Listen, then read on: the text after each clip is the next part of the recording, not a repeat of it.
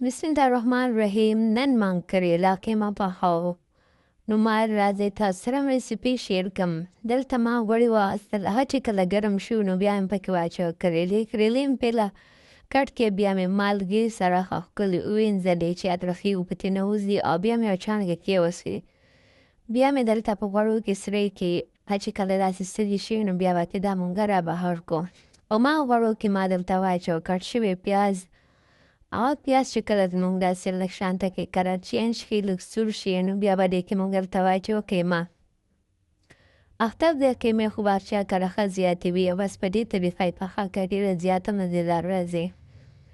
قیمه چې کله داسې سره شي، کلر چینج شي، نو بیا په دې کې مونږ دلته ور واچوو ټماټر به ور واچوو، سره به یو ادرک پیسټ ور واچوو، او ټول به سره ښه ښکلي میکس کو. اول ګرمي ده او بس ویډیو جوړول دومره آسان کار نه دی. ویډیو دومره محنت سره مو جوړه کړو، نه څوک ویډیو لایک کوي او نه پې ویوز راځي. زه ډېره پریشانه کړی یم د ټیک ټاک.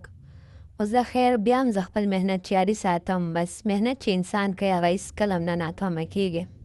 ما دې ته مسالو کې چې دی نو کټوۍ زه مسالې مې ور واچوه، حسب ضرورت مالګه وه، زیره وه، دڼیا پاوډر و، او لږ شان ډېر سور مرچکې و، او لږ اوبه مې ورته ور واچولې، او ډکن مې پرې کېښود. ټماټر پاخه شو، او اوس مې ټماټر ټوله ښه مړه کړه، داسې مې وټکول.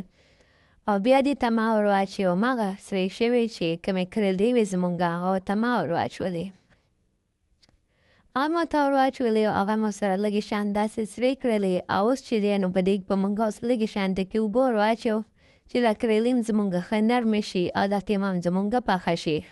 اوبه مې ورته ور واچوې، داسې یو کپ اوبه مې ورته ور واچوې، او ډکن مې پرې کېښود. دې له به اوس مونږ په لو ګیس باندې چې دی نو داسې 15 منټ ورکړو. دا دی زمونږ کریلې او قیمه چې دي ښه ښکلې تیار شوي دي، او اوبه مو چې کړي دي، او قیمې هم پخ شوې ده، او کریلې هم ښه ښکلې نرمې شوي. بیا نه پې شنه مرچکې واچوئ، او بس په دې طریقې پخې کوئ او انجوی کوئ. ویډیو لایک او فالو او سبسکرایب کوئ. اوکې بای، بیا ملاویږو په بله ویډیو کې.